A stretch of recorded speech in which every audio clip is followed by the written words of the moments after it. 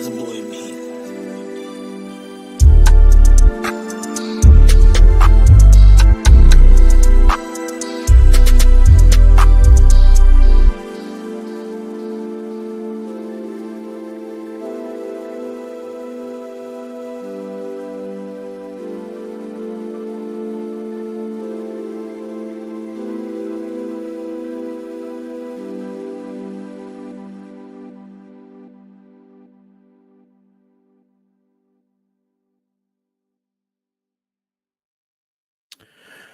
Welcome back, everybody, to another episode of the Wisemen Say podcast. Ty Fisher alongside Jerald, Lucas, Derik, Abbott, who is AFK at the moment.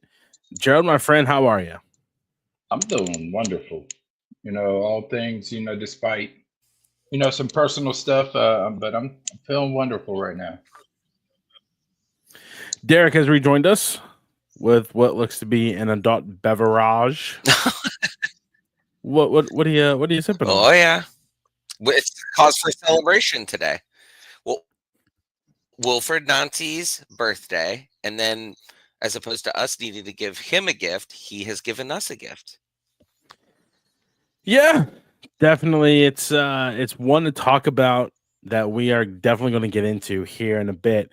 But first, I think we just want to give another shout out to our fans, right? To our wonderful supporters for supporting the show, no matter what. Again, if you guys missed it, Million Podcast has labeled us the 45th best soccer podcast on their database, the 4th best Columbus Crew specific podcast. So shout out to the folks over at Million Podcast. As you see the little badge down at the bottom left hand of your screen. But yeah, welcome back to another show. We're going to be talking Kevin De Bruyne, possibly the MLS. We're going to be talking about the Montreal recap. I'm going to be talking the St. Louis City preview, other news around the league, and also the wonderful news that the Crew fans got this morning, as reported by Tom Bogert. But generally, first off, and we'll get Fabian Renkel here in about 10 minutes to kind of break this down for us.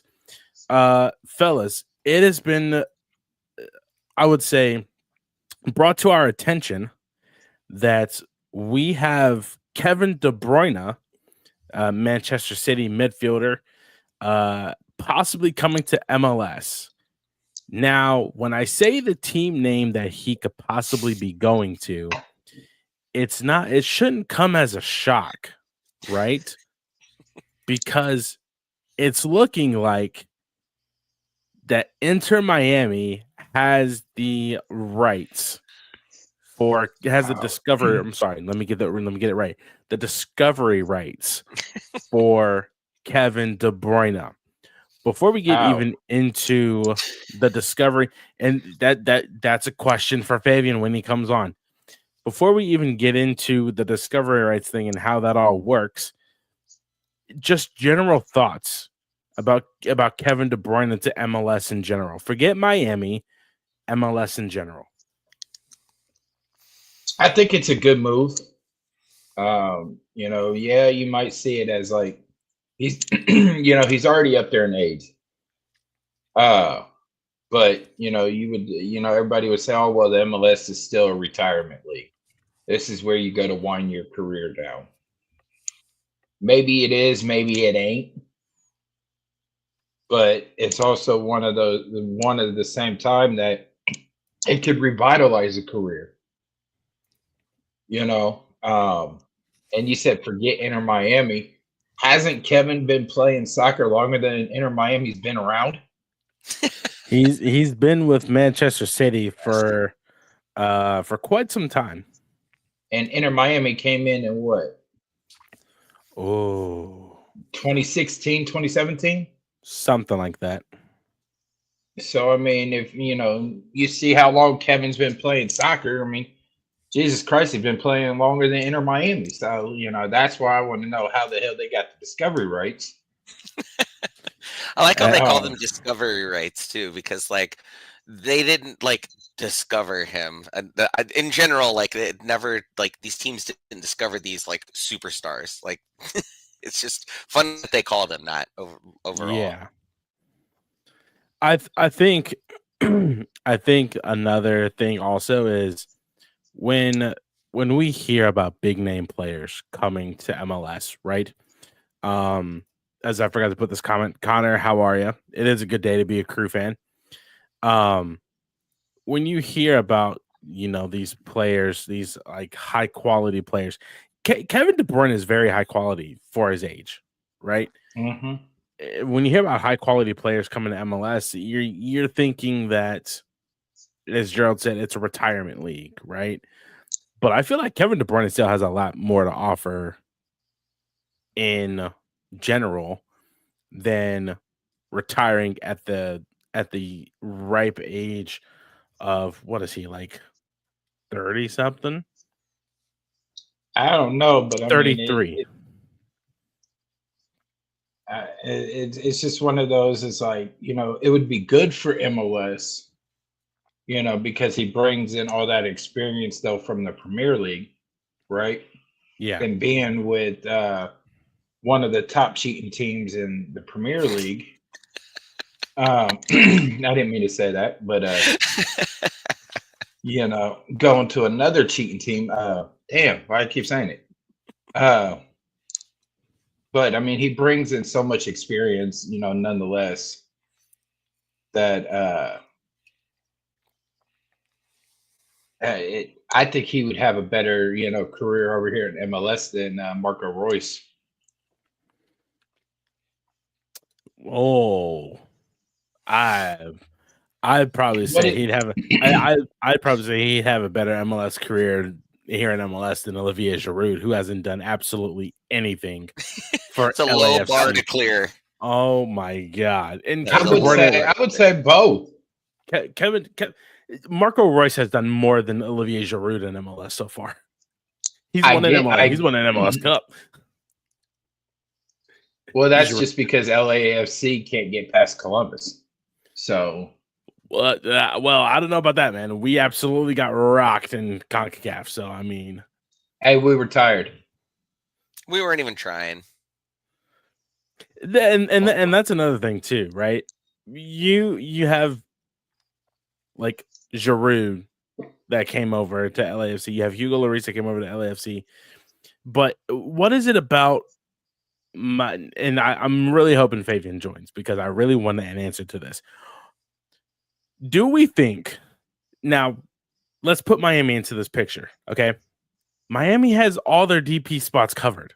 Do we really think that Jordi Alba is going to agree to be a TAM player and KDB occupy that other DP slot? Or do we think that MLS is going to allow Inter Miami another DP spot just so they can sign De Bruyne?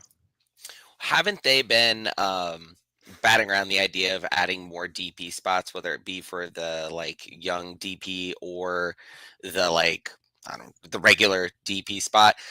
If they ever had a time where they could be like, oh, everyone's going to get another one now. It would be this type of scenario with Inter Miami in particular, getting someone first and them having to figure out a way to do it. As much as obviously we're all Columbus Crew fans, we love the Columbus Crew. We were never going to be the one that was able to break through and get them to just announce it when we had to get rid of Lucas because we had to do some maneuvering and they wouldn't let us do what really we should have been able to do. That's another. But in general, Miami is the one that could get them to finally end up putting that into play. And I mean, it's MLS, so they would do it a quarter of the way through a season. They don't care. And no one's going to stop them from doing it. I'm sure the other teams would absolutely love that. So at the end of the day, I think that's a very real possibility. Or who was it who was at what's it called? LAFC. Who was it? LAFC, where they were joking that they gave him the private exclusive pass to the country club and all those crazy things in order to take a better or a lower deal than what he came in on. Who did they just have? Carlos Vela? No. He was only there for a year. The year that they went to the championship, and I think they lost, right? Gareth Bale. Gareth Bale. When Gareth Bale came over, I remember hearing all this stuff, how there's no way that this contract had. Mind me, I do not remember if it was a DP spot, but I remember everybody saying like they must have gave him all these country club passes and all these things because he was he's a golfer. taking way less money in this whole thing. Like I just don't see that type of scenario playing out here, I guess is what I'm saying. I think they're going to shoehorn in the 4th DP spot a quarter of the way through the season in order to make it work. If it's legitimate and Miami, wants to do that, I guess, which why wouldn't they? Well, I think we can probably get some clear answers here, right?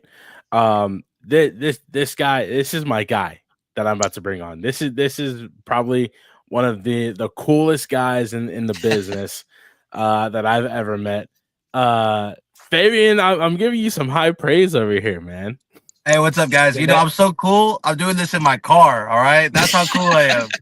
See, the next I gotta show up the Phantom. No, I'm kidding.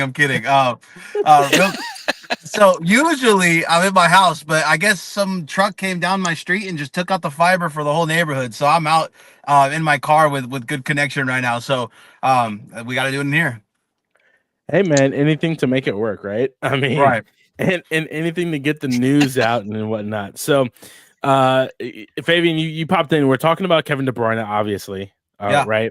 The biggest thing is Kevin De Bruyne was linked to San Diego at one point in time.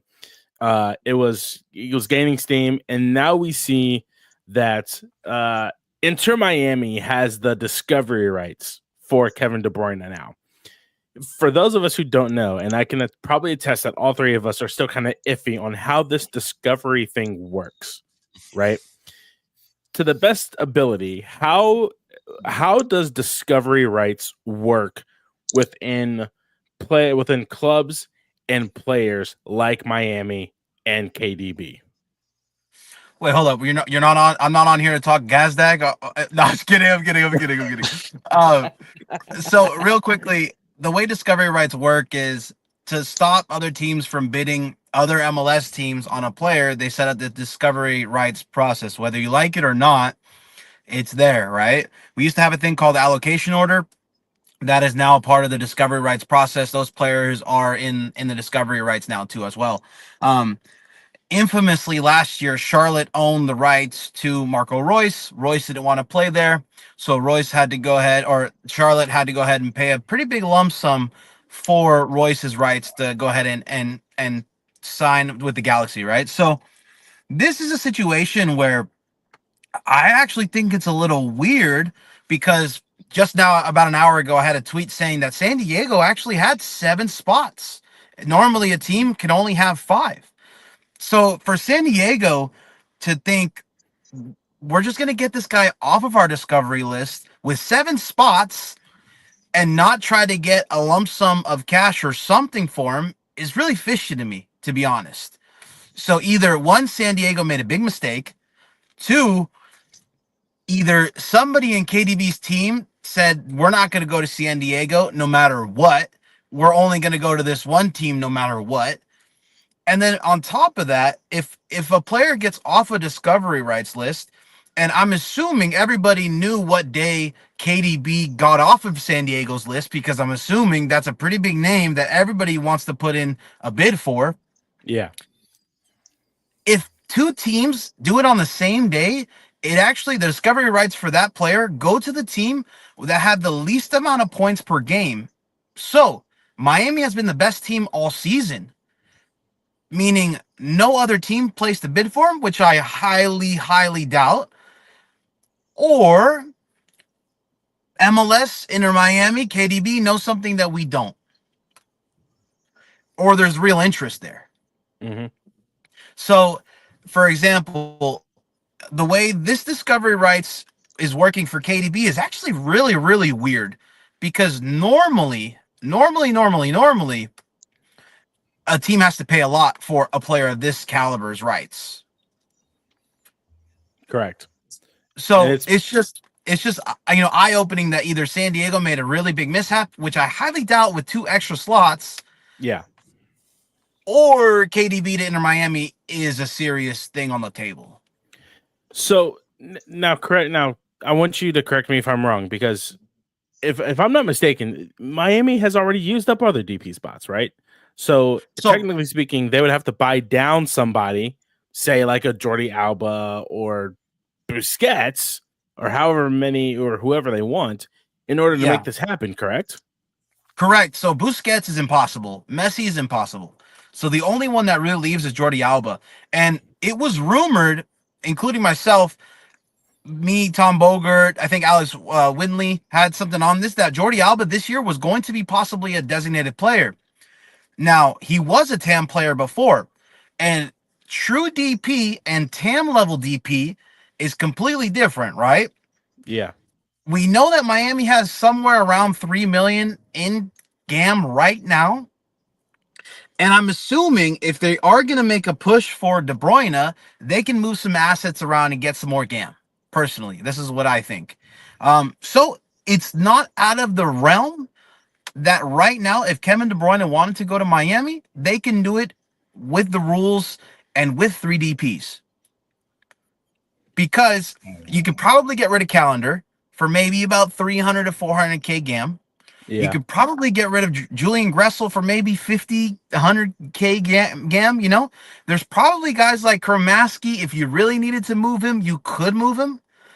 And also maybe David Ruiz, you know, maybe like a San Jose or some other second tier team would want to take a crack at him for 200K. So I think Miami could have enough GAM to buy down Jordi Alba. Now, we will never know how much Jordi Alba is making until the salaries get released, and that's in the middle of the season. But I'm assuming Jordi Alba isn't such a big of a jump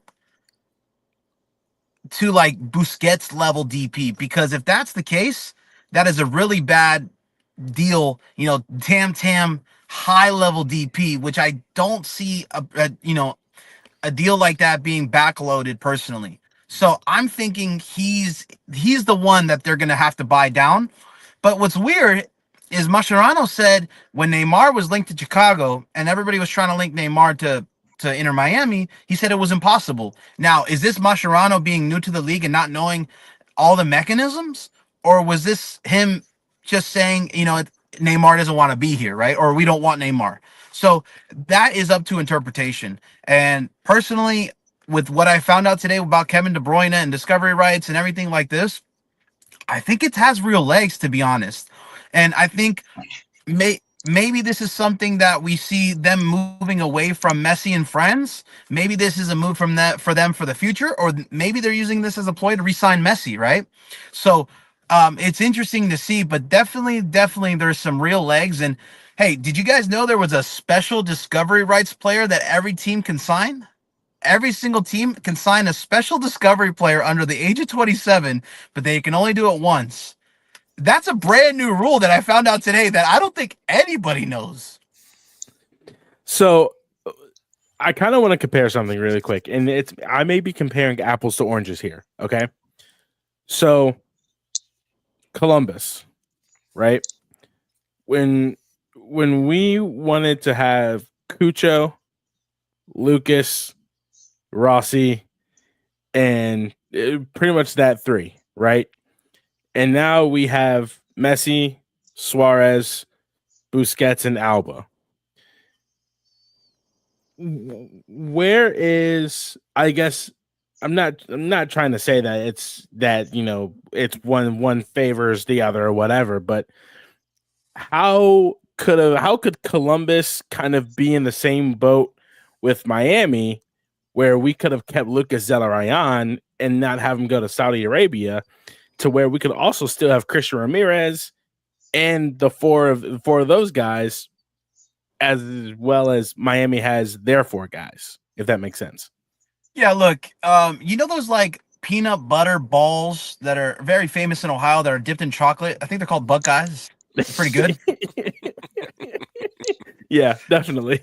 You guys have those, which are delicious, all right? Delicious. You guys have Ohio State, national champs. Great. but I hate to say this. I really do. Miami is a different city than Columbus, and I love Columbus. Don't get me wrong. My brother-in-law's from Columbus, but there's possibility that players take a pay cut to live in the Latin hub of the world, right? And I mean, I get unfortunately, why they do it. I think this is why they're able to have Jordi Alba and Suarez on TAM deals. I hate to say it, Cucho Hernandez wanted the most money possible. Lucas Zelarayan wanted the most money possible. You know, Ohio's a beautiful state, and Columbus is a beautiful city. The only city with 2 soccer-specific stadiums for their MLS team and MLS Next Pro team. You know, that's something that's y'all should be very proud of. But unfortunately, Miami's 8s are every world's 10s. All right. It's different juju out there. And maybe you walk out, you're at your house, you walk out to the beach, 5-minute walk, and you say, I'll take a pay cut to play here, no problem. I mean, I get why they, top stars choose like LA. I don't know what it's like in LA, but I know in Florida, there's no tax. Correct. Yeah. You know what I'm saying? That is a big one. And so there's no state tax. It's all federal, right? So you're not getting double taxed on your salary. I mean, you might be in a higher bracket, but I get that, right? But what would it take other teams to be able to have like some of these rumors or links, build super teams, and some of these markets, like we talk about it all the time, the small markets, right? Fortunately, Precourt and Garber, the business metrics, right? Yeah. I mean, when you look at it, I mean, it's part of the business metrics, right? Like, what can we do? How can we bring in these individuals and still be able to turn a profit, right? Right. And not kill our consumers. So, but what would it take for MLS, to have some of these other teams be able to compete with super teams like Inter Miami? Yeah, look, this is exactly why the discovery rights process is there, because Charlotte got a whole bunch of assets for a player that they wanted to sign, right? This is something that MLS put in play, and to be honest, it's helping the secondary markets or the smaller markets, because San Diego should be getting some sort of package for this, but either they slipped up or De Bruyne I'm going to say it, just flat out said, I want to go to Miami. And then they don't have any bargaining material or any chips to really say, hey, Miami, we own his rights. When Miami could just go back to San Diego and say, dude, look at him. He said himself he doesn't want to go to San Diego. He only wants to go for the Herons. I mean, who doesn't want to play for the Flamingos personally, right? Yeah, I've raised my hand too. But that's a situation where I think this is really weird. I think San Diego 100%. If Miami signs De Bruyne, San Diego should be getting at least 500,000 in GAM, especially because the Miami's in the Club World Cup. They have GAM to throw around. So yeah, either excuse me, the GM for San Diego is escaping my mind, but this is going to be his first stain on his career, in my opinion. Really quick, Favy, before I let you go, two quick questions for you. Dinner guys back to Columbus, which we're about to talk about here next. Good move, bad move. What's your general consensus? Yeah, look, I like the move. I think it's a great move. The Nordecke is about to see a lot of penalty kicks being scored, so I'm excited for you guys. Hey, a penalty kick goal is still a goal. No. But in all seriousness, I like the move. He has one more year left after this one, if I'm not mistaken. So he's at least 2 years left. I think the cash for trade, it was a great option. I think it's probably going to be less than Lucho Acosta, so maybe around 3 million. That's what's rumored around there.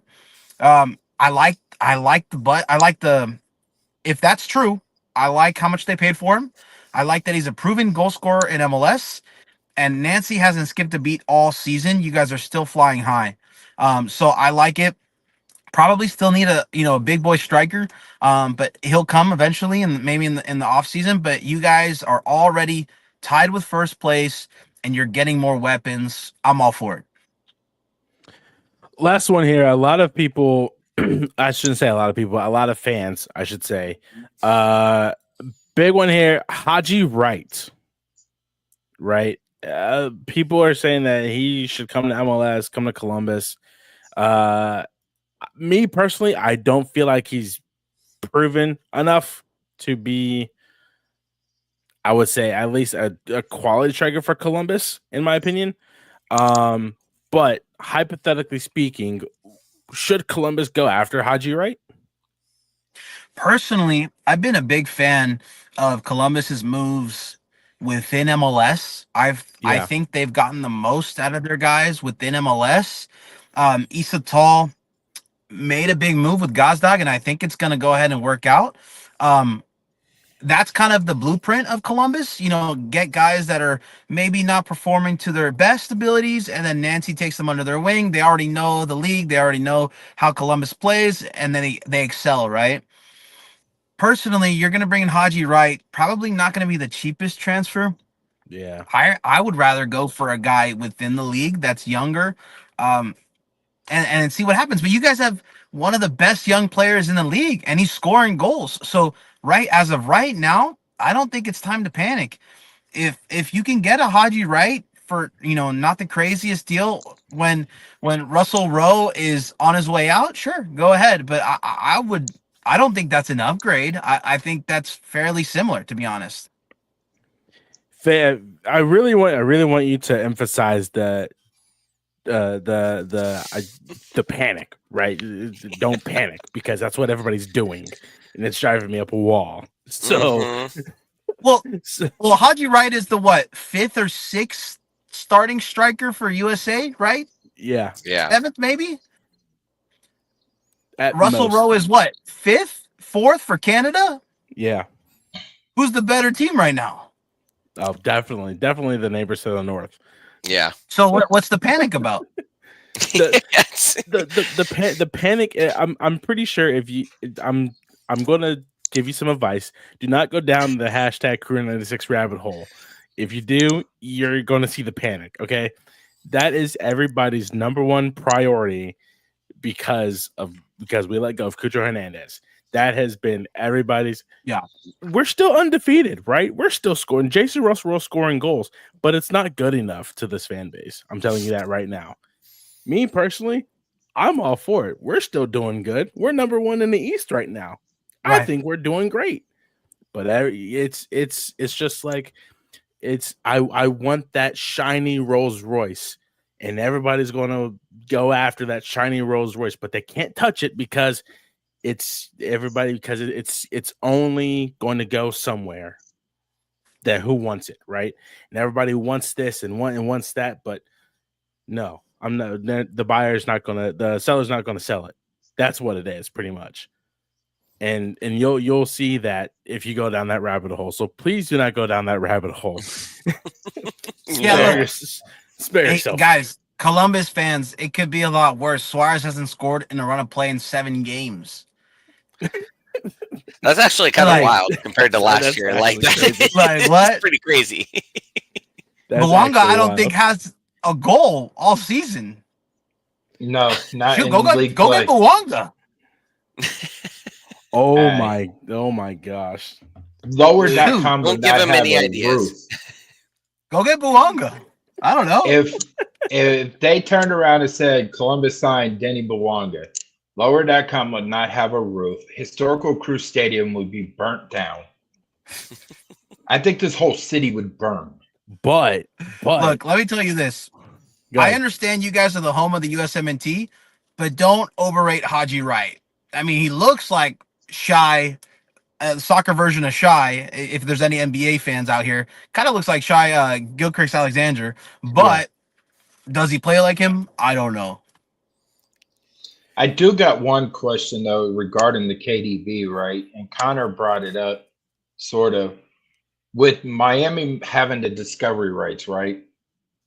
Wouldn't it make sense though for KDB to go to New York City with having that inner office, almost kind of, with Man City? So this is where we didn't even know if Inter Miami had a GM for like 3 months, right? Like, who's doing the discovery list for Miami, right? Like, that's what I want to know. Like, is it Jorge Mas? Is it David Beckham? Like, they're that tapped in. There's some good owners. But is this a play for them to get some sort of more GAM from New York? Like, this is a good move. Having KDB on your discovery rights list, which is something every team should have in MLS, especially since last year he was talking about moving to Saudi, right? And saying, oh, I don't think it's right for my family. If Miami turns this and gets extra GAM from New York City because they own the discovery rights, this might be one of the best intra MLS moves I've ever seen, right? Like, this might be something where Miami, the team that already signed Messi and Jordi Alba and Suarez to TAM deals, running off of highway robbery because they know the mechanisms better than 29 other teams in MLS, which is crazy. And then they turn around and sign Di Maria with that money, right? So it's going to be interesting what happens with KDB. I don't see him going to Saudi. I also don't know if this is something where Miami's like, hey, we have KDB, Messi, sign extra 2 years. Come on, buddy. What are you waiting for? So this can be some bargaining chip that they're ultimately holding in Messi's face. And then maybe they're going to flip him to New York, right? Like you were saying. And that connection's already there. They get 500K GAM, 400K GAM, and they flip that for Di Maria. And they're like, all right, Messi, since you signed 2 extra years with us, we're going to bring you another year friend.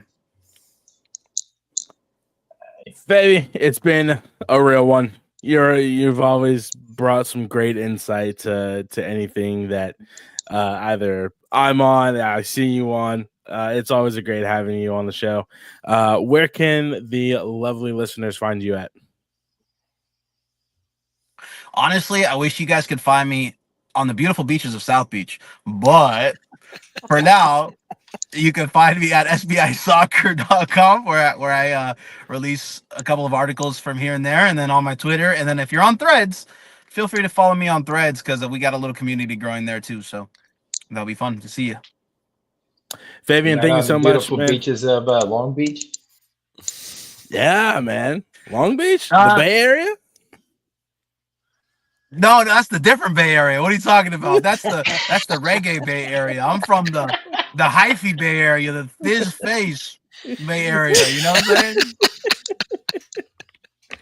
Fabian, thank you so much for joining, man. It's been a pleasure. You're always welcome on again. Just give us a holler. Pleasure's mine, guys. Take care. See ya. Hey, we'll see you in December for MLS Cup. Oh, man. As he drops his phone.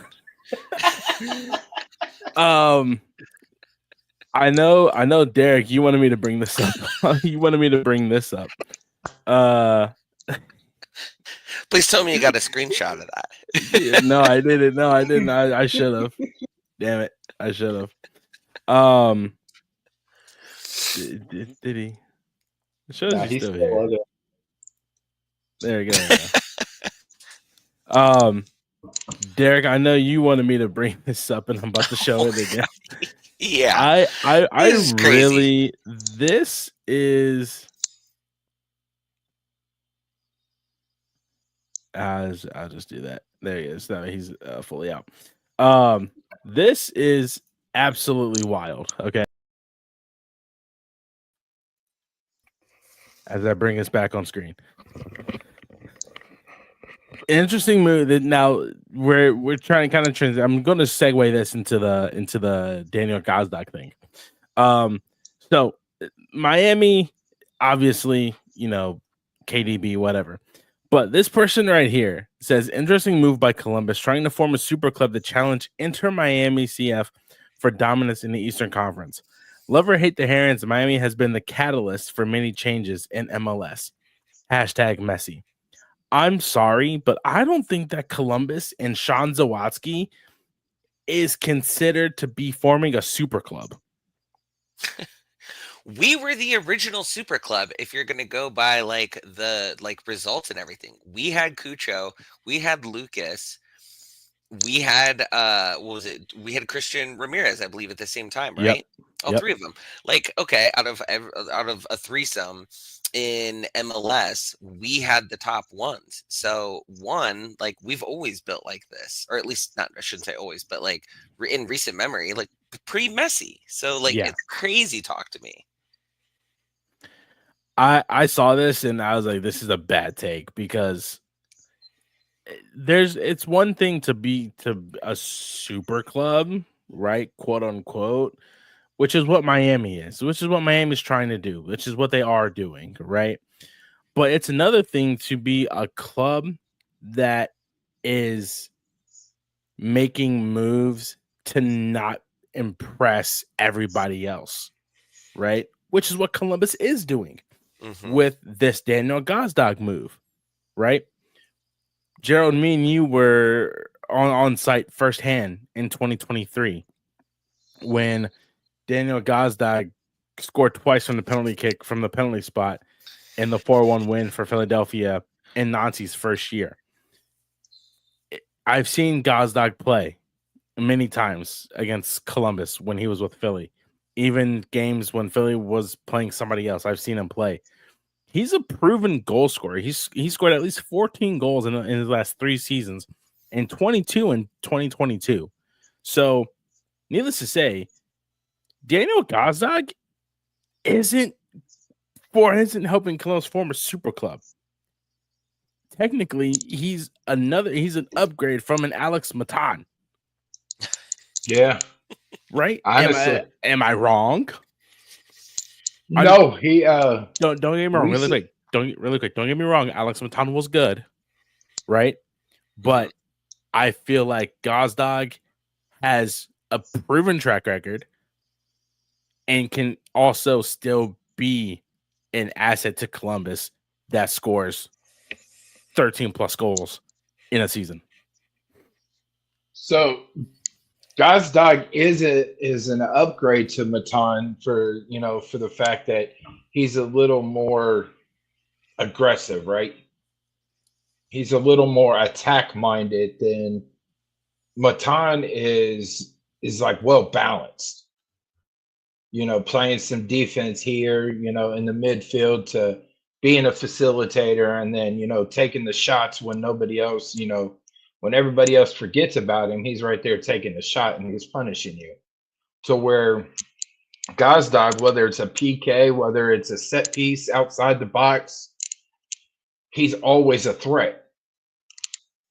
And I was talking to somebody earlier, it's almost like having Cucho, Christian, and Diego now for the simple fact of now you have to decide who how do you defend this three-headed monster, right? Because it's like which poison do you choose? Do you choose the light sedation with Jason Russell Rowe? Do you choose the twilight sedation with Diego Rossi, or do you choose the heavy sedation with Daniel Gazdag? Which poison do you choose? So it makes it harder for teams to being able to defend that, because then now that's going to take pressure off of Diego's back. It's going to take pressure off of Jason. And it's going to, their numbers are about to go up as well. Because like I said, how do you defend and who do you defend when it comes to having those three coming at you? Yeah. And it's going to be different too than it took us a while to get to the point of putting Ramirez out there. And at least in my opinion, like once they, I don't know, within probably the game in Cleveland against Miami, like I think it's going to be a three-headed monster of us playing all three of them like immediately. So you're going to have all three of them coming at you. I don't think, I don't know who's going to end up being the odd man out, but I mean, it's not going to be some scenario where one of them's going to come off the bench like in a super sub type capacity. I think it's going to be, it's a whole different looking team for even some of the teams that have played us already this year when it comes to what I think we're going to be rolling out here very soon with him. Really quick off topic. It is currently 1-1 LAFC Inter Miami. Messi just scored. Of course he did. Yeah, of course. When just a quick touch with Daniel Gazdag coming in. When's the last time Columbus has scored a set piece, free kick goal? Long time. It is 8:42 on a Wednesday night. You're gonna make me think. Hey, I'm just saying though, right? Yeah, no, I get it. You bring in Gazdag, he's a threat. It could be at the corner of the 18. It could be in front of the 18.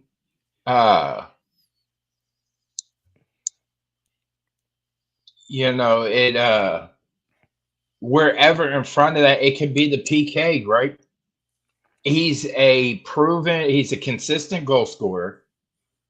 He might not get, I think he's got 2 or 4 goals this year so far in 7 games. Something like that, Who, Gazdag? Yeah. From what I saw, he has 2 goals. Like 2 goals and 4 assists or something like that. Yeah, pretty sure. So I mean, he's not consistently scoring goals, every game, but he's still the most consistent shot taker. You know what I'm saying? He's the more consistent. He's the more consistent threat, right? And now you pair that with him and Jason and Diego. You got to pick your poison. Mm-hmm. 6 games played, 6 games starred, 498 minutes. He has 2 goals with an 85 passing percentage and 2 assists, according to MLSsoccer.com. Still good stats. Oh yeah, and I think like he's going to draw attention to him now, and then it's going to put open either really anybody in the front line. And I think ideally that's what we wanted. We've needed a third person, and I think anybody who's out there acting like this isn't a big enough name or that we need some like super striker and all this stuff, like maybe that will come in the summer. There's certainly a possibility of that. But for the time being, I mean, this is what you want. I mean, this is literally what you've been asking for, more or less. And I think it's just another person which people are already going to know about. I think that's a big difference too between there's some guys on our team that like maybe other players know by name and stuff, but they're not necessarily scared of them like taking a ball and shooting it in a lot of cases, where you're just really worrying about Diego and Russell Rowe, like one of the two being the ones who are going to be the shot takers more. Like we talked about Mo Farsi the other week and how he can get it all the way in there, but he doesn't necessarily seem confident about taking shots and stuff. When I have a third person who is a proven goal scorer or contributor and being able to pass it when he inevitably draws attention to him, I mean, I think that's precisely what you want in our system. So, I mean, up until the summer when, maybe they bring in somebody else that is a bigger name, and then, who knows who the odd man out is there. But I think this is, this is going to make a team that's already great even better at this point. He's always been stone. Go ahead, Ty. This is a stepping stone to potentially getting back to MLS Cup. Yeah, I would say Bless you. so. Bless you. Thanks. So moving on, guys, as I try and get us back to the regular screen. Hey, there we go. Moving on, we have. Oh, I added that twice. We have the recap this past weekend. Montreal came to town. Columbus wins 2-1. Second half wasn't pretty at all. No. But we get a win. We're still undefeated. Or sorry, unbeaten in MLS play.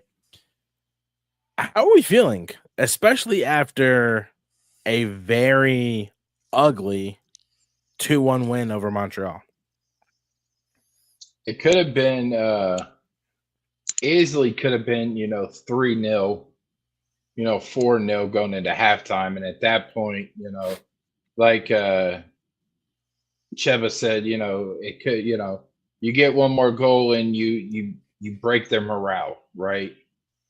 So it could have easily been, 3-4-0 going into halftime. Honestly, it could have been, 3-1 with Caden Clark's goal that got called offside, which he was offside. That one getting called back. So I mean, it's showing the grittiness of the team when it seems like things are starting to crumble. The Crew kept their foot on the gas, honestly, if you look at it, right? Didn't really make too many like for like subs to make it look like Nazi was parking the bus. He brought in some pieces to like revitalize, right? Taha got out there. Cesar was out there. I think that's about it. Yeah.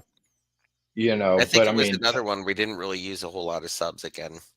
I mean, maybe a few, but certainly not to the full extent, which I don't know if Nazi's ever done, to be honest. yeah, I honestly don't know. I think he made 2 subs that game. yeah, right? he made 2 subs, but it didn't seem like it was to park the bus to defend that 2-1, Mm-hmm. right? Taha was, like I said, Taha got out there. He's looking like the star that I know I've seen, coming up through Crew 2 and coming up through the academy. Like he was out there putting up,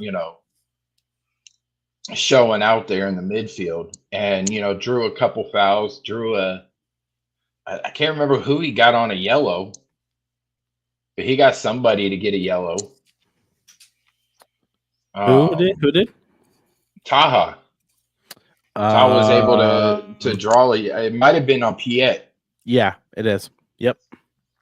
So he's starting to prove himself there. It just comes with consistent play, but man, that second half, if VAR wasn't there, we would have been screwed.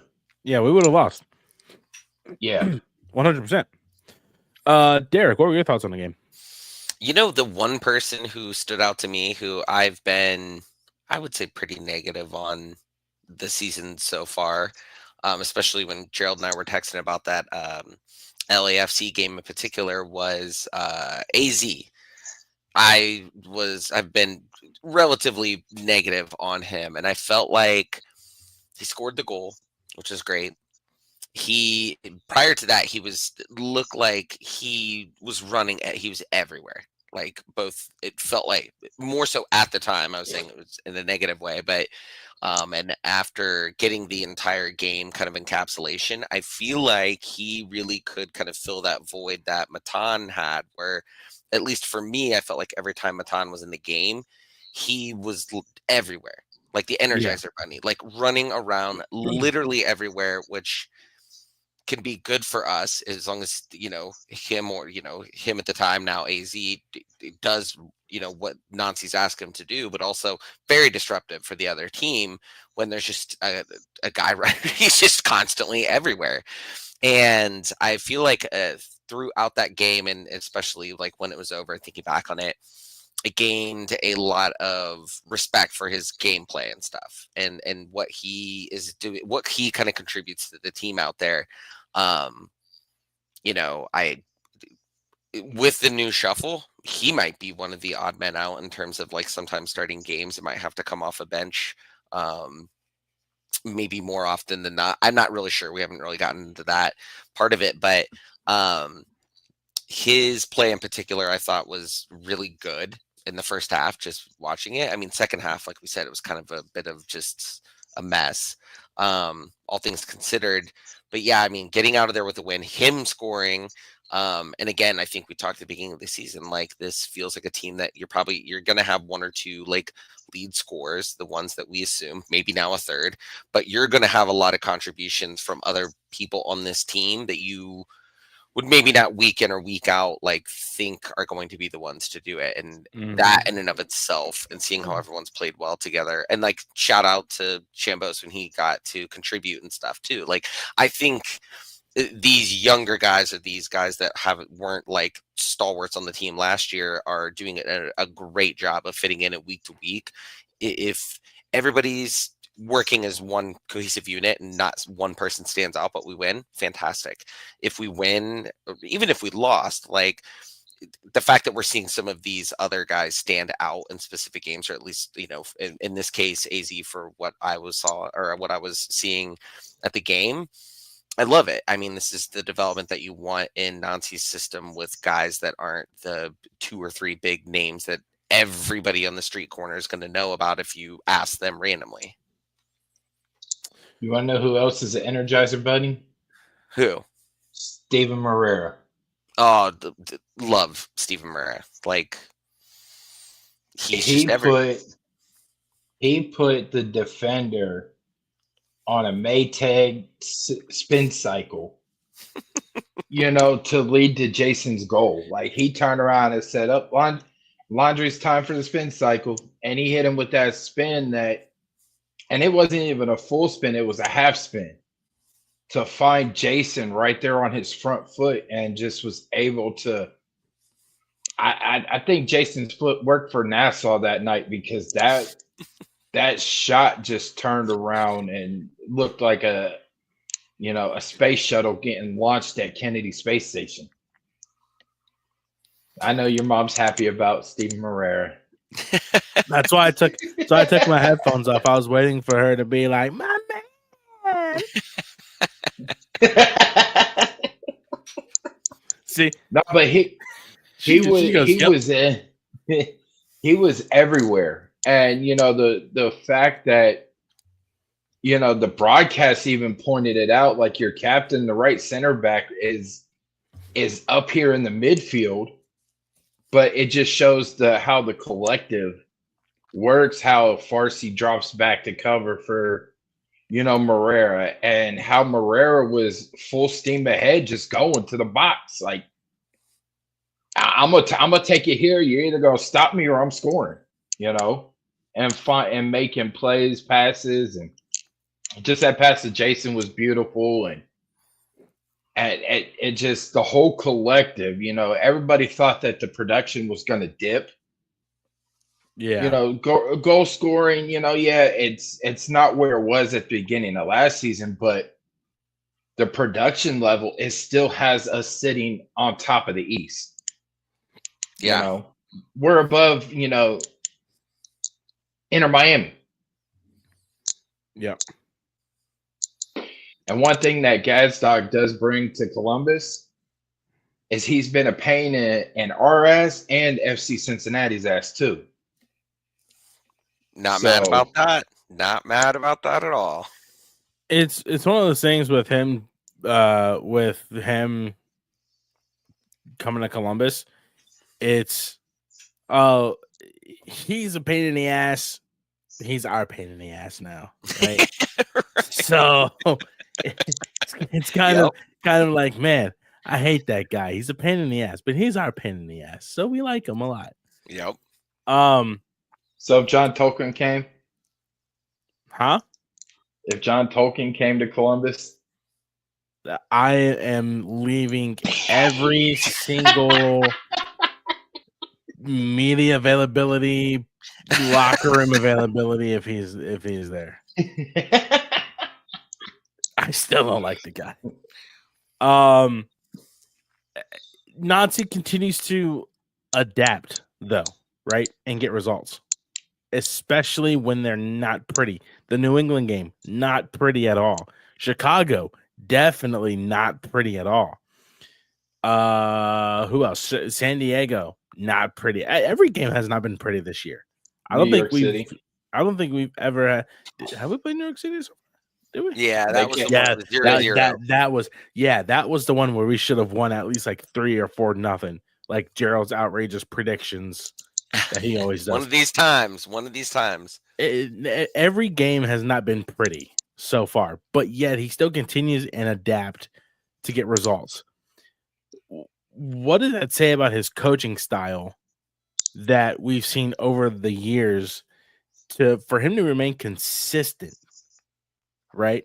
Because if I'm not mistaken, I think I can't remember how many games we lost the first year. I don't think we've lost more than 20 games with Wilfred Nancy at the helm. no, we have not lost more than 20. But I'll just leave this stat here, and it was brought out by MLS Communications. And you want to talk about, adapting and being consistent as a coach. With his win on Saturday in his 75th match in MLS, he's now tied 4th amongst coaches with the highest win percentage with 66%. And it is Berhalter's one of the coaches. Let me get the list. Bruce Arena. I believe not Caleb Porter. No. No. And we were Draw City, USA. Oh. So in his 75th regular season match with his win on Saturday, he ties with Bob Bradley and Bruce Arena. So 3 coaches. So it's Nazi, Bob Bradley, and Bruce Arena with the highest winning percentage in his first 75 games with the club at 66%. Crazy. I mean, that's that, right? Just showing the consistency with his coaching style. It just,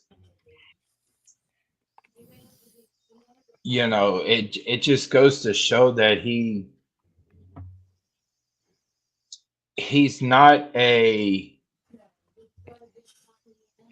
a carpenter when it comes to development, right? He's the one that sits there, helps draw up the blueprints, but gives you the tools.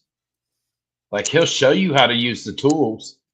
He'll give you the tools, but then you're going to have to go out there and do the work. Right. So. And I think it shows how strong a system is too. I mean, you've got dudes from Crew 2 or, Cesar even coming, not even barely with Crew 2 and quickly adapting. Like, he's got a system in place. And if you buy into it and what he, is kind of telling everybody, their position is and what they need to do overall, I think, you at this point, I mean, there's been very few people that haven't been successful, and those don't typically last too long with, whether it be playing time or starting even, or even on the team, really. I think he is very dialed into who's bought in and who is going to take longer. Sometimes, obviously, guys can come in and be very quick to adapt. And I think that his ability to spot that talent and even thinking like, at this point, I don't know that we should question any. I wouldn't necessarily say like the front office, because I know they work hand in hand, but still there's, mechanisms that go into that. But at least with who he's putting out as a starting lineup, which I've been certainly a person who sometimes you see it and you're like, what are we doing here? But then everybody comes out and plays really good. So I think in a lot of cases, he's earned to the point of like the fandom being like, oh, just whoever he's putting out there, I shouldn't really question at this point, because I've got faith that they all know what they're doing. And unless they have like an uncharacteristically bad game, we should be able to put up a fight to the point of at minimum a tie. And, and I think that's reasonably our expectations at this point, at least for us three. Hey, it's Nazi's party. I'm just here to write about it. Bingo. Is that a Goosebumps style script? Okay, I was thinking that. Okay, so guys, I'm just here messing with the media assets, right? Or the style. And I saw that and I was like, Creepster, I wonder what that looks like. And I looked at it and I said, yes, Goosebumps. that's literally that's what we're using for the rest of the time. Okay. That's exactly what we're doing for the rest of the time. I'm not gonna lie. I don't know who this person is, but I'm so happy that we follow each other, because this person's been giving me shit just for the fun of it, and I'm here for it. Who in the starting lineup do you think could milk a cow the most passionately? You got to read his handle too. Yeah, I know. It's MLS. It's MLS Sicko Tick Cow.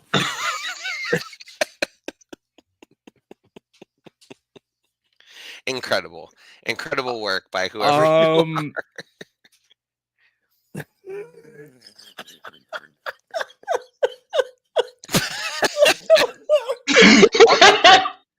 I'll go first. Oh, okay. Starting lineup. Hold on. I was gonna say like a funny joke, and then I didn't realize this is starting. I was gonna say like crew cat or something just to be like funny about it. Starting lineup. Hang on. Should we pull up the starting lineup from the last game? No. No. Let's pull up the start. Oh crap. Let's pull up the starting lineup from the last game, right? Seems like maybe they grew up on a farm at one point and might have some experience for all we know. Yeah. So we have in goal Patrick Schulte. We have starting left to right Malde Amundsen, Sean Zawatsky, Yevon Sperko, Steven Herrera, Mo Farsi, midfielder Max Arfson, AZ, Dylan Chambeau, and then Jason and Diego up front. So who out of this 11 do we think of milk a cow passionately, the most passionately? Oh, I'm thinking Max Arfson. He could play a lot of positions. He could do a lot of different things. I wouldn't question him. Manuel says Shaberko. Also says Zawatsky. I could see Zawatsky would be from northeastern Ohio. There you go. That I come from northwestern Ohio, and I can promise you that it's all farmland. So I believe northeastern is primarily that, or at least a pocket of it. So depending on where he's from, Olmsted Falls. Oh, Sean, yeah. It's like several I think Akron, yeah. Okay, Akron or Canton, one of the two. Patrick, he uses his hands more. Yeah, Patrick, I can see that. Soft hands. Well, then you got to go Patrick, because he's wearing gloves all the time. So like, they're he's got some padding. And who the hell is this?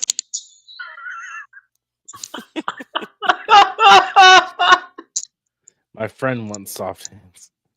Hey, this ain't the Mighty Ducks.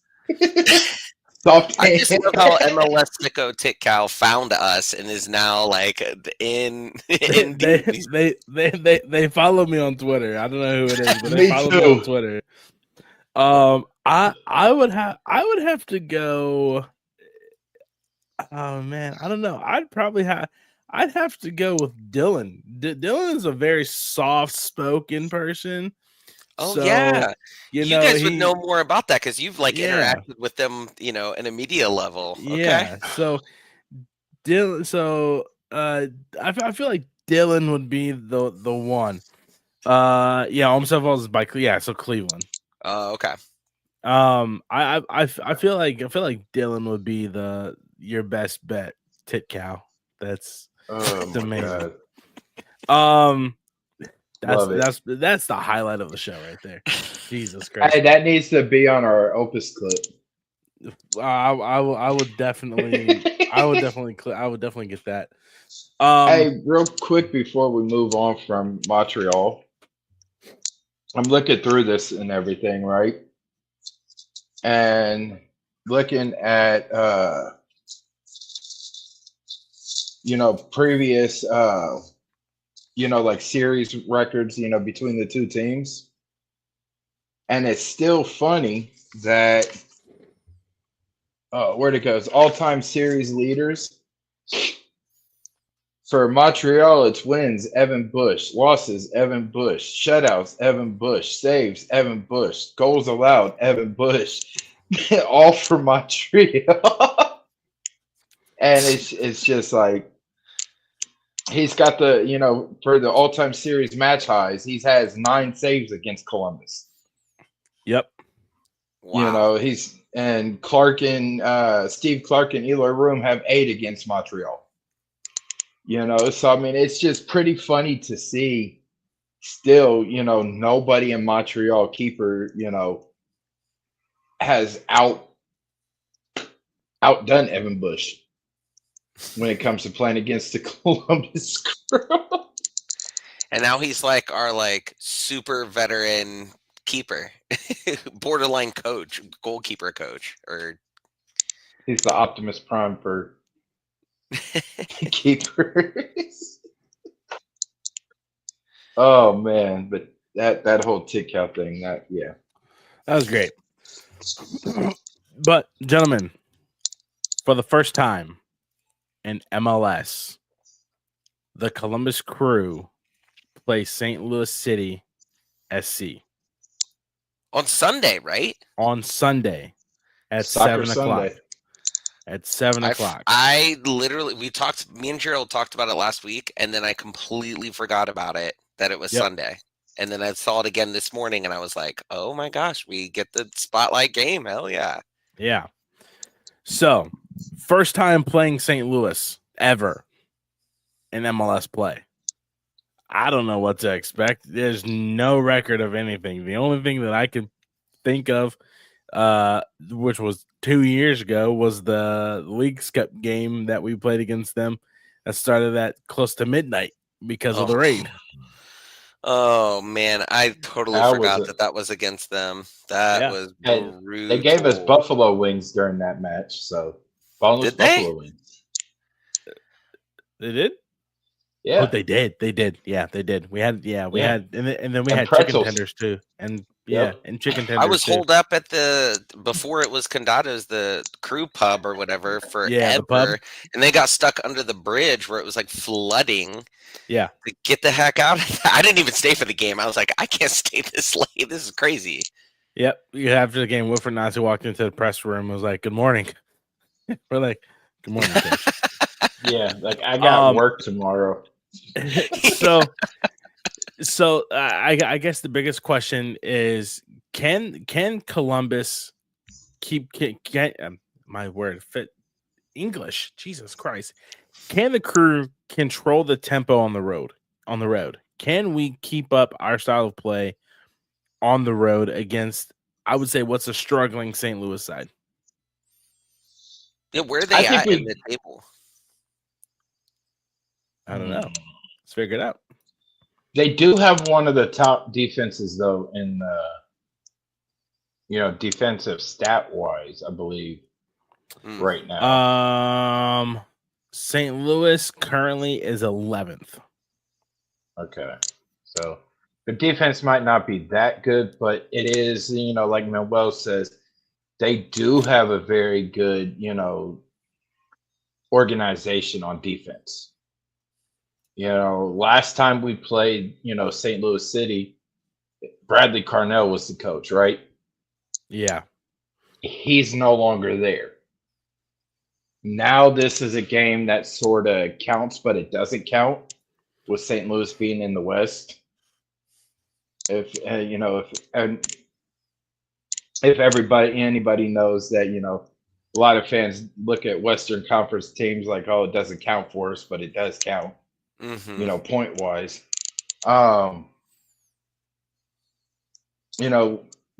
What was it? 2 years ago is when they had the Black Magic going on in their stadium, where the inaugural season, 23. Yeah, they were on fire. That was some Black Magic for That was wild. own goals and all that. So they haven't really lived up to that recently, though. No. It was just that. It was just that 1 year. Yeah, where it was like a mirage almost of what we thought they were going to be versus where they're at now. Yeah. I remember the first time we played St. Louis with the probability of 15, 20 people on stage, and it passed my bedtime. They did. They did. I remember that. They get rid of Purina as a sponsor. They might be something. I think and obviously Nagby is still day to day, according to Wilfred Nancy. So I probably do not think he will play this weekend. He did practice with first team. He did, but still listed as day to day. Yeah, but Camacho has also practiced with a full team from what I've seen, and he's still out. So, and that's one thing I do commend Nancy for, is not rushing players back, right? I do think we still kind of see a lineup like the one we saw against Montreal. I can pretty much say Gazdag is not going to be available for this match. I'd be surprised. Yeah, I know. And probably maybe a 50-50 for Miami next weekend, but I guess we'll cross that bridge when we get to it. Looking at the recent form for St. Louis, right? As I scroll down the Supporter Shield standings, St. Louis has lost their last 3 games by being outscored 4-0. Wow. A 2-0 loss at Kansas City, a 1-0 loss versus Austin, a 1-0 loss at Seattle. This is weird. So 2-0 loss recently against Kansas City, 1-0 loss against Austin, 1-0 loss against Philly, a 1-0 win against Seattle, a 3-0 win against the Galaxy, and then a 0-0 draw against San Diego and Colorado. So they're all over the place. Correct. So they've lost their last 3. They're coming in. They're at home playing against an undefeated Columbus Crew team. What is it going to take for Columbus to slip up and lose this game? What would need to happen? St. Louis need to start fouling like they did, DC United did. Yeah. Take our play. They would honestly need to take our players out. Because I just think the way that Jalil Anibaba, said on the broadcast, breaking down how the Columbus Crew, how the Columbus Crew, plays other teams is they invite that press, right? They invite it, and then they are able to see those small channels and break your press by that. And Nancy has said it over and over. We could have 50 passes, we could have 2 passes, right? So it all depends on how everything that is being dictated with the ball control. So the only way for St. Louis really to stop Columbus is become the Bash Brothers and just start taking our players out. I hate to say that because MLS is not is not going to enforce the persistent infringement law that they put into the rules to protect players from being persistently, fouled. I mean, hell, Darlington has, sustained 14 penalties this year already in 7 games. So until MLS could take that serious, I believe the only way to stop Columbus is for teams just to try to take out everybody. Yeah, I think one word to describe how the game can go St. Louis's way is shenanigans. like like Manuel said, penalty, just like Jerald said, just taking our guys out. And it's not like it's unheard of for teams to do that. So I mean, as much as we don't, none of us want to see that until, like Gerald said, until they enforce it. Like, what is really stopping teams from doing it, especially if you're down 1-0 early or something like that, or even late, just start clobbering us and just see if you can get away with it. I mean, eventually it's going to flip around to a benefit for your team. We've seen it time and time again. Mano says thoughts on a Caesar, Moreira, and Chaberco back line. But love it. I like it. Yeah, I like Rufacaba. He's definitely finding footing very quickly within the system. He's bought in. Yeah, as everybody should be, honestly. I guess the last thing here is just predictions for the match on Sunday. I'm gonna go 2-0 us. Yeah. Who's gonna score? I'm gonna say Jason Russell Rose scores. Yes, Jason Russell Rose scores, and I think Chambos is gonna score. Hey, my guy Dylan. I've been coming around on him. Gerald? 3-0.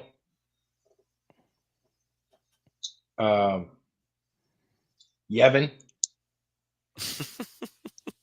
I'm gonna keep. It's happening one of these weekends. That's happening for sure. I'm gonna keep banging that drum. Yevon is gonna get a goal. I think Mo Farsi gets a goal. Oh, now we're talking. And if he starts, I think Cesar gets a goal too.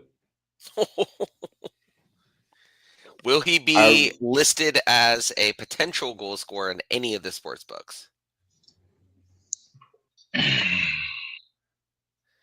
You really trying to Cesar challenge me right now? Ruvalcaba.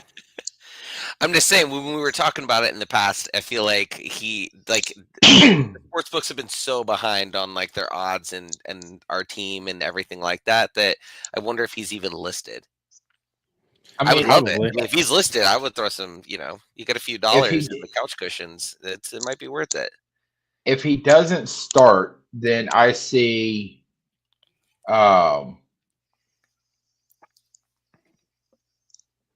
If he doesn't start, then I see Max getting the goal. Of course, I'm going to rock with Jason anytime, but Jason Diego. Cesar Ruvalcaba on FanDuel is listed at plus 3,900 to be the first goal scorer. Oh, okay. I was like, what? Be the first goal scorer. Plus 1,800 for any time. Yeah, I mean, if we can get some corners, how many corners were there? Weren't really that many corners this past game, were there? No. I feel like we haven't had that many this season at all, really, for the most part. 7, I think there was. 6 Here's one. Here's one for you. Yevon for anytime goal scorer. Plus 2,600. What's that on? FanDuel. We had 5 corners in the game against Montreal. I knew And there we was- only allowed one shot on goal. Yeah. Oh yeah, I mean that as sloppy as that game was looking, it felt like our performance overall was really good versus like where it could have gone. Obviously with the offsides and stuff. No, Connor. Don't fall into the trap. Ask Jerald. Yeah, don't do it. I have not put a parlay ticket in 2 weeks. That's really impressive, actually. That is I feel like impressive. that is primarily what I do when I know I'm not going to win. Manuel says AZ scoring versus his last club. He gives a 1-0 yeah. production. Yeah. Wait, I didn't even think of that. Ooh, now we're talking. Yep. A bit of a revenge game. Okay. I'm Look probably at gonna me now. go. I'm gonna go 2-0 Columbus on this one. I'm gonna go Rossi Brace Ooh. Another one. on this one. Yeah, another one. Yep. Thanks, DJ Khaled. I'm gonna go Rossi Brace on that one, and I think we'll keep our undefeated streak alive. Yeah. If AZ scores, does he celebrate? Yep. Yes. Did he not celebrate the last one? Or Yeah, is he it just did. because he's playing in St. Louis. Maybe probably because he's playing in St. Louis. Oh, I gotcha. I was like, now that I was thinking about it, I was like, I don't remember what sometimes they have like a whole thing, and other times they just kind of celebrate and move on. I couldn't remember. He must have just moved on because I don't remember anything memorable about it, but I forgot that he played for them and we got him from him. That leads to some intrigue for sure. Hey, if Diego gets a brace this Sunday, he'll move up into 4th place with because right now with his brace against DC, he registered his 9th career game with 2 or more goals, and it started with the black and gold, tied for 5th most amongst active MLS players. Wow. So he gets a brace on Sunday, he moves up to 4th. With having them with the game with 2 or more goals. My only thought is I feel like he is someone who is going to not save it by any means, because I don't think anybody's going to be playing not 100% going for it. But I feel like the universe would have him doing that versus Miami instead of St. Louis. Yeah. Which would be incredible because, like, if one of our guys could outshine a Messi scenario when they're going to broadcast this thing like it's the greatest thing ever, that would be just. Does Patrick get a goalie goal? No. This season? Maybe. Against St. Louis? No way. I don't know. Everyone was hyping up their defense, so I'm going to say no. Do you let him take a PK? No. That's the most. This isn't FIFA. This isn't FC 25. Yeah, what scenario occurred?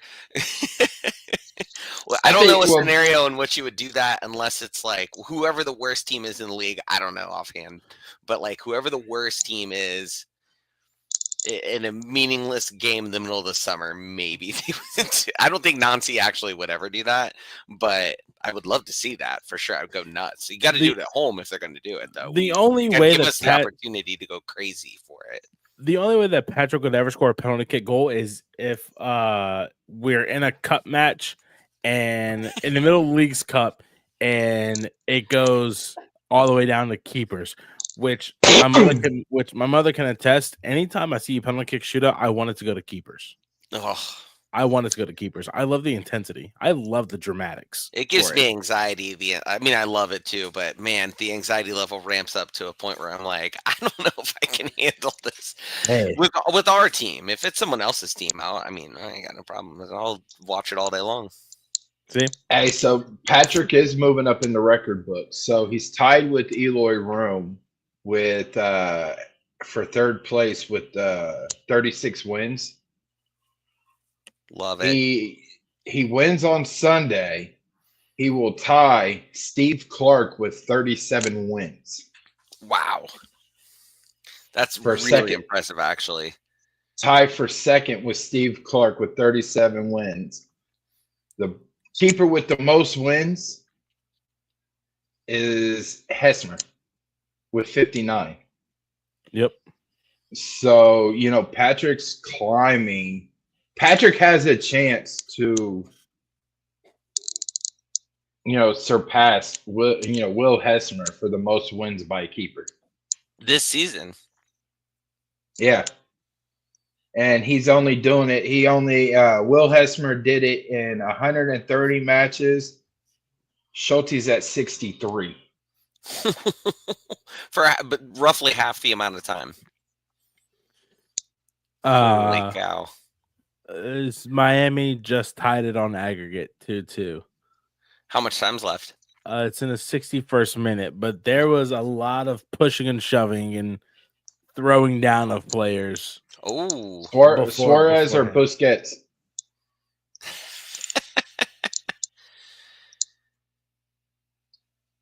Nobody got bit, did they? Busquets isn't playing. Okay. So nobody didn't get bit. Also, I didn't bring it up earlier, but I did not even realize that Suarez is not on a DP contract. Yeah, he's a TAM player. Yeah. It's crazy. What did they give him to get him to that? Like we were talking about, the golf course, and it must be like a season pass to Space Miami or something, like one of the nightclubs. There has to be some kind of scenario. Yeah, I can't remember what the price was, but it was relatively decent for a TAM contract. This is going to VAR though, by the way. Miami's goal is going to VAR. There was a fly on Toronto's chin though. That was funny. Fellas, any final thoughts? Well, first off, you'll never get off a Boyko ref in a Hell is Real match. Because I want that.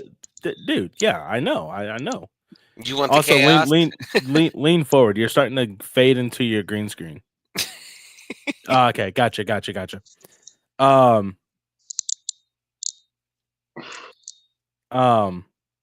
Yeah, no, I want a Sergei Boyko Eastern Conference final between us and Cincinnati. Why? I want that to happen. Why? Because I want the dramatics. I want the theatrics. I want I want red cards. That would be You'll get them, that's for sure. That will be a true rivalry match. That'll be a true derby match. That's true. I just want to be able to say, hey, I witnessed this happen. I witnessed Hell is Real finish 7v7 in deep hell. That's what it would be. You know which match he's gonna get. The Miami one. Imagine that. Hey, he was the official. Yeah. But no, my final thought, honestly, congrats to the team for not panicking. Yeah. When they could have been, back-to-back draws, when it just seemed like they could have played against Montreal with their head down when Montreal started making that surge, and they pulled up their bootstraps, tightened up their big boy pants, and still kept going to work. America's hardest working team. There we go. Yep. Derik, final thoughts? No, I mean, to echo what Jerald said, I mean, incredible way to just power through sometimes what was deemed as, I don't know, lackluster results maybe in terms of ties, which is crazy to think because, we didn't lose. But yeah, we are top of the standings. We did it all without having this, third striker DP type scenario. I mean, obviously Nagby, but third DP that everyone has been clamoring for. And now we're getting the reinforcements, which I think is amazing. And hopefully everybody, is excited about it and not let's quell the we need a bigger name and things like that. He hasn't even played yet. We have enough tape on him from Philadelphia in the league, which I actually really like, is that we got someone from the league to fill this void, at least for now. And I hope that everybody is like excited for that. And, regardless of, St. Louis, obviously he's not going to be here. Miami, it's in Cleveland.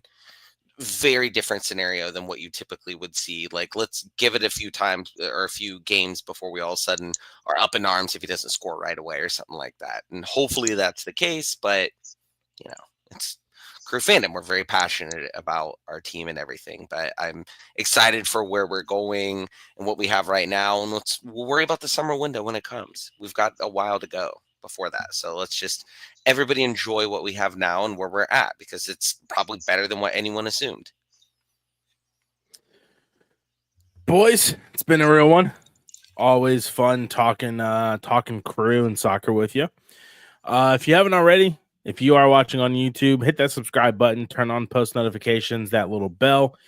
Does us a favor, lets you get notified whenever we go live, post new content, upload videos, etc. You guys can follow us on social media, on Instagram at the Wisemen Say Podcast, on YouTube, the Wisemen Say Podcast, on Twitter at Wiseman Pod. You guys can follow Jerald on Twitter at Jerald_Lucas. Oh no, Miami scored. It's 3-1 Luis Suarez. As we were just talking about. I know, right? God. Jinxed it. We jinxed it.